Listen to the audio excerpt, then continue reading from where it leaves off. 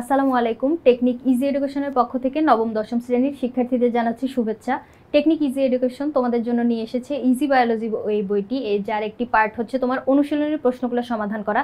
এখানে অনুশীলনী প্রশ্ন সমাধানের সাথে সাথেও তোমাদের জন্য করে দেওয়া আছে বিগত কয়েক বছরে বোর্ড প্রশ্ন অ্যানালাইসিস, এমসিকিউগুলো সমাধান করে দেওয়া আছে। আরও তোমাদের জন্য রয়েছে রোড টু মিশন 100 এবং রোড টু মিশন সাইক্লোনের মতো সাজেশনগুলো, যাতে তোমরা বায়োলজি পড়াটাকে আরেকটু সহজভাবে গুছিয়ে নিতে পারো, যার জন্য আমাদের এই প্রচেষ্টা।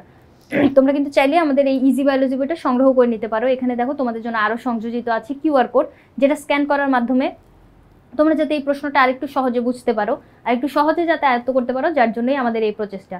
চলো আজকে আমরা দ্বাদশ অধ্যায়ের তোমাদের যে অনুশীলনীর সৃজনশীল দেওয়া আছে ওই সৃজনশীলটা সমাধান করি। দেখো এখানে উদ্দীপকে কি বলা আছে, সিফাত একজন কৃষক, তার দুটি কন্যা সন্তান রয়েছে। বড় কন্যাটি দেখতে হুবহু বাবার মতো এবং ছোট কন্যাটির চুল গায়ের রং বাবার মতো হলেও দেখতে মায়ের মতো। সম্প্রতি তার আরও একটি কন্যা সন্তান হওয়াতে সে তার স্ত্রীর উপর ভীষণ ক্ষুব্ধ। গ্রামের স্বাস্থ্যকর্মীর মাধ্যমে সে জানতে পেরেছে যে সন্তানের লিঙ্গ নির্ধারণে তার স্ত্রীর কোনো ভূমিকাই নেই। তার মানে এখানে আমরা কি বুঝতে পারছি, প্রথমে তোমার হচ্ছে বৈশিষ্ট্য, অর্থাৎ দেখতে কীরকম, হুবহু বাবার মতো দেখতে একজন, আর ছোট কন্যাটি তার চুল আর গায়ের বর্ণ বাবার মতো হলেও মায়ের মতো দেখতে। তার মানে এই জায়গায় হচ্ছে আমরা ক্রোমোজোমের যে মানে বৈশিষ্ট্য ধারণের যে দিকটা ওইটা বুঝতে পারতেছি। ক্রোমোজোম হচ্ছে আমাদের যে এই বৈশিষ্ট্যগুলো বংশ পরম্পরায় ধারণ করে নিয়ে যায়। আমরা পিতামাতার থেকে অনেকগুলো বৈশিষ্ট্য পাই, দেখতে হয় মায়ের মতো হয় বাবার মতো, অথবা চুলের গড়ন হচ্ছে মায়ের মতো হয়, তারপরে চোখের বর্ণ বাবার মতো, এরকম বিভিন্ন ভ্যারাইটি বৈশিষ্ট্যগুলো পাই না বাবা মা থেকে। ওই বৈশিষ্ট্যগুলো আমাদের মেনলি হচ্ছে ক্রোমোজোমের মাধ্যমে এভাবে সঞ্চারিত হয়। তাহলে প্রথম অংশটাতে তোমার এই জায়গাটা বলছে, ক্রোমোজোমের কথাটা বলছে। এরপরে আবার কি বলছে যে ওর দুইটা কন্যা সন্তান অলরেডি আছে, যার জন্য 3 নম্বরে আবার কন্যা সন্তান হওয়ার জন্য সে হচ্ছে ক্ষুব্ধ হয়ে গেছে যে এতগুলো কন্যা সন্তান কি জন্য। গ্রামে তো আমরা হচ্ছে এরকম দেখতে পাই তাই না, যে কন্যা সন্তান হলে হচ্ছে তারা হচ্ছে মানে রাগ হয়ে যায় বা মনস্ক্ষুণ্ণ হয়, যার মানে পুত্র সন্তান লাগবে এরকম কিছু একটা। এখন সে হচ্ছে তার স্ত্রীর উপরে ক্ষুব্ধ হয়েছে, এটা হচ্ছে তার স্ত্রীর কোনোই হাত নাই, এটা হচ্ছে মানে পিতা থেকে যে ক্রোমোজোমটা আসবে, মানে দোষ দেওয়ার হইলে তুমি পিতাকে দিতে পারো, স্ত্রীর এখানে কোনোই হাত নাই।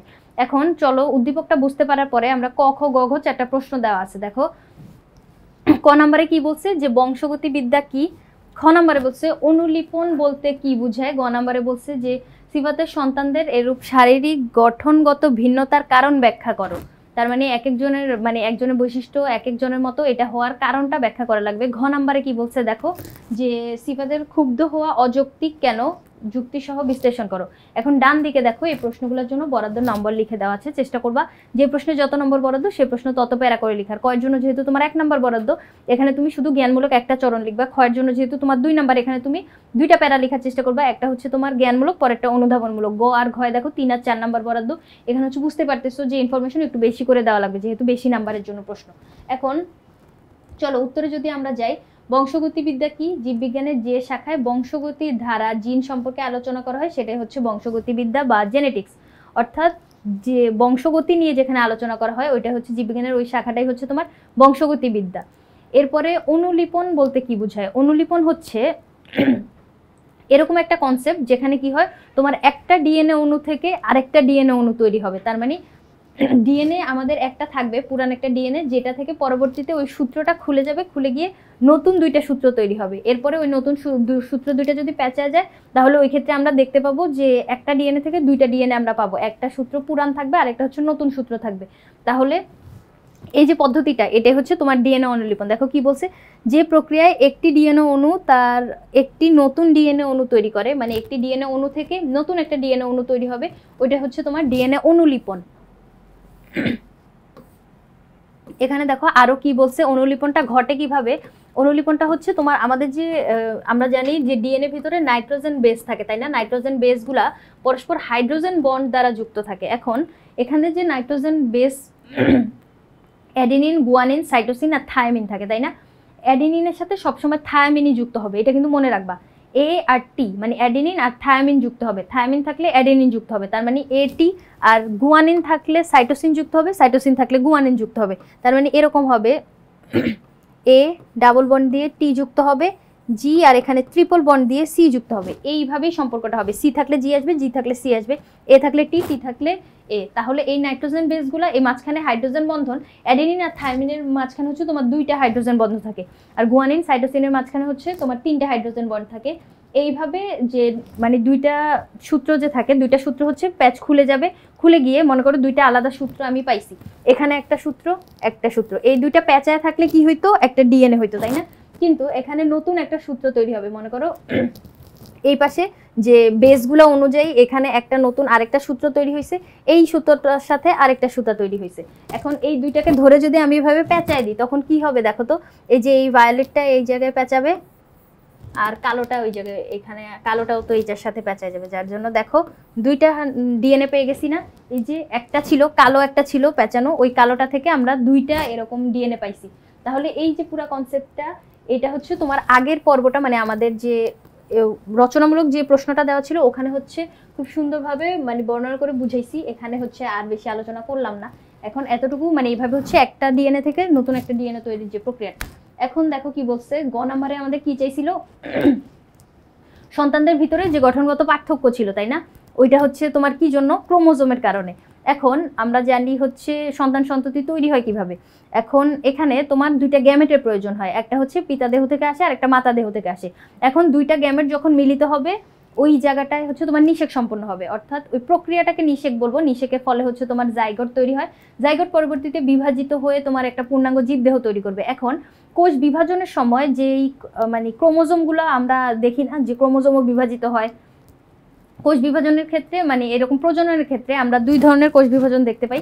একটা হচ্ছে তোমার মাইটোসিস আর মিওসিস, মানে মিওসিস পদ্ধতিতে প্রজনন সম্পন্ন হয়, এরপরে গ্যামেট তৈরি হয়, গ্যামেটগুলো মিলনের পরবর্তী থেকে হচ্ছে ওখানে মাইটোসিস কোষ বিভাজন হয়। এখন এখানে মনে করো ক্রোমোজোমগুলোও তো বিভাজিত হয়ে আসলো, ক্রোমোজোম যে মানে আসলো, ওই জাইগোট উৎপন্ন হলো, জাইগোটের ভিতরে যে ক্রোমোজোমগুলো থাকবে ওই ক্রোমোজোমগুলো কি করবে, তোমার ওই বৈশিষ্ট্যগুলো ধারণ করবে। আমরা জানি ক্রোমোজোমকে বংশগতির ভৌত ভিত্তি বলা হয়, বংশগতির ধারক ও বাহক হচ্ছে এই ক্রোমোজোম। ক্রোমোজোমের ভিতরে ডিএনএ অবস্থান করে, ডিএনএর ভিতরে থাকে জিন, ওই জিনগুলাই হচ্ছে তোমার নির্দিষ্ট একটা বৈশিষ্ট্য হচ্ছে পরিবহন করবে, একটা নির্দিষ্ট জিন একটা নির্দিষ্ট বৈশিষ্ট্য পরিবহন করে। এছাড়া এরকমও হয় অনেক সময় হচ্ছে অনেকগুলো জিন মিলে একটা বৈশিষ্ট্য পরিবহন করে। এখন আমাদের যে বৈশিষ্ট্যগুলো,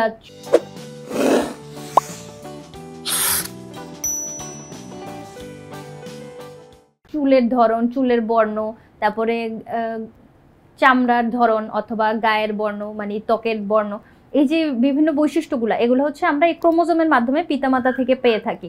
পিতামাতা থেকে সন্তান সন্ততিতে এই বৈশিষ্ট্যগুলো হচ্ছে পরিবাহিত হয়, যার জন্য এই আমরা কি বলতে পারি, সিফাতের যে প্রথম কন্যাটা দেখতে তার বাবার মতো ছিল, এটা হচ্ছে প্রকট জিনের উপস্থিতির কারণে সন্তান দেখতে পিতার মতো হয়েছে। কিন্তু দ্বিতীয় সন্তানের ক্ষেত্রে পিতা থেকে আগত চুল ও গায়ের রং এবং জিন প্রকট হওয়াতে এবং অন্যান্য গঠনের ক্ষেত্রে মায়ের জিন প্রকট ছিল, তাই হচ্ছে দ্বিতীয় সন্তানের চুল আর গায়ের রং পিতার মতো হলেও কিন্তু সন্তানটি দেখতে হচ্ছে মায়ের মতো ছিল।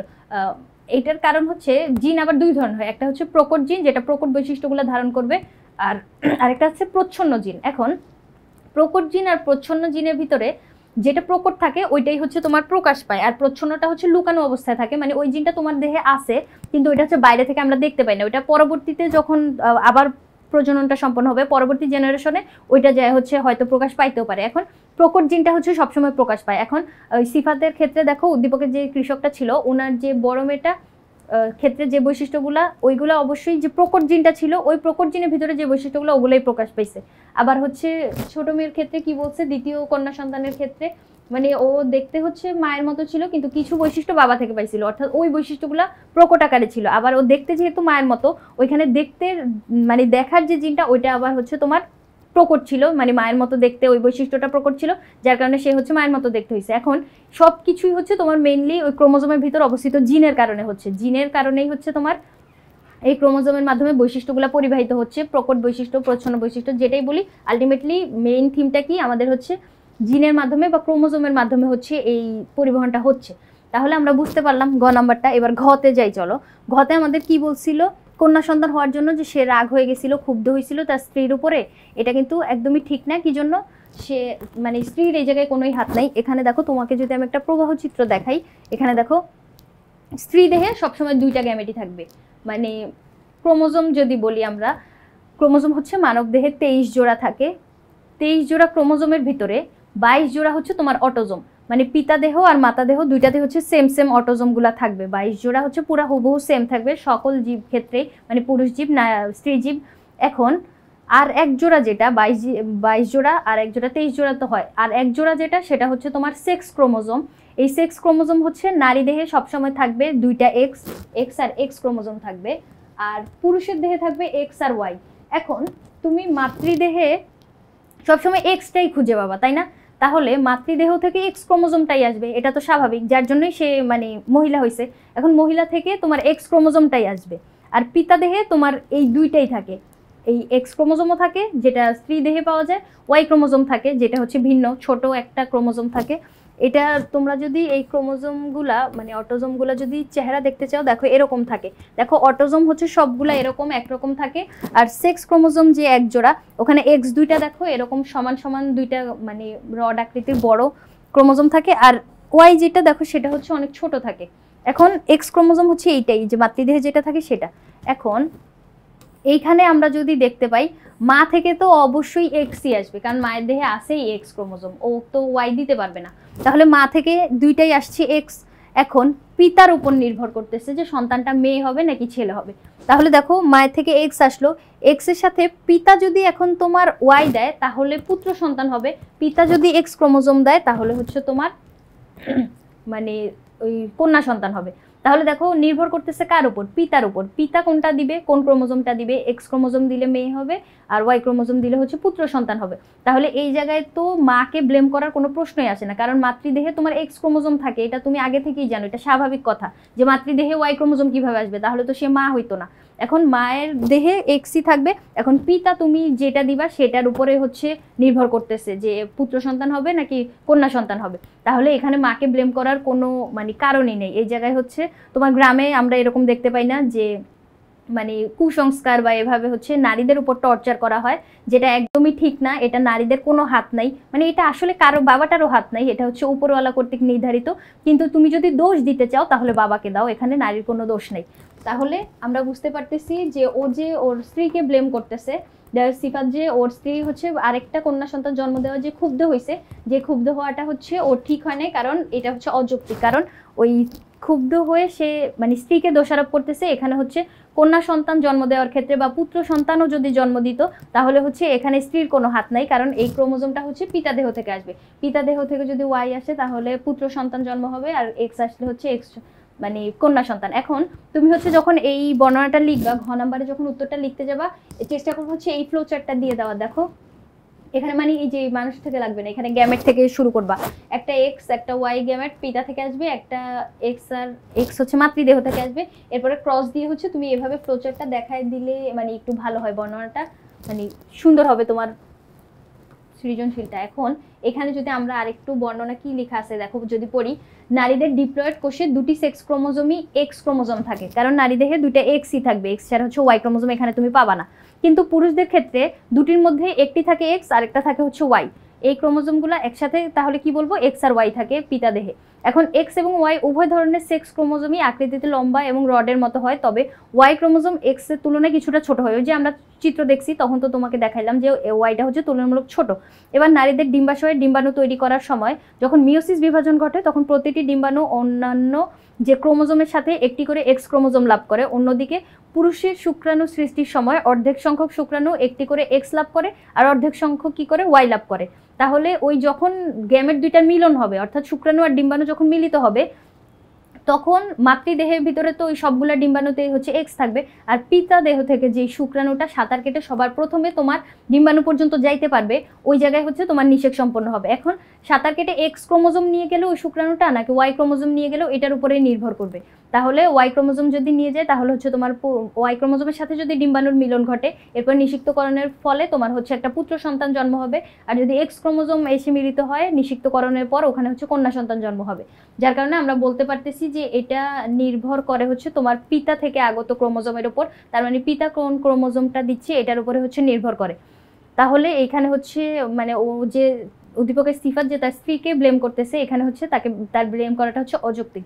এখন আই হোপ তোমাকে আমি এই প্রশ্নটা বুঝাইতে পারছি এভাবে যদি তুমি মানে বুঝে সঠিকভাবে সঠিক ইনফরমেশন দিয়ে যদি পরীক্ষার খাতায় রিপ্রেজেন্ট করতে পারো, আই হোপ সিকিউতে তোমরা একটা স্ট্যান্ডার্ড মার্ক সিকিউর করতে পারবা।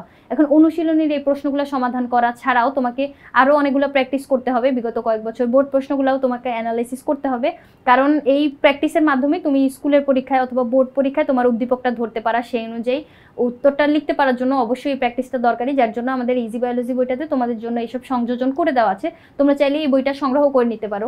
আজকের পর্বে এই পর্যন্তই, পরবর্তী পর্ব দেখার আমন্ত্রণ রইল। ধন্যবাদ সবাইকে।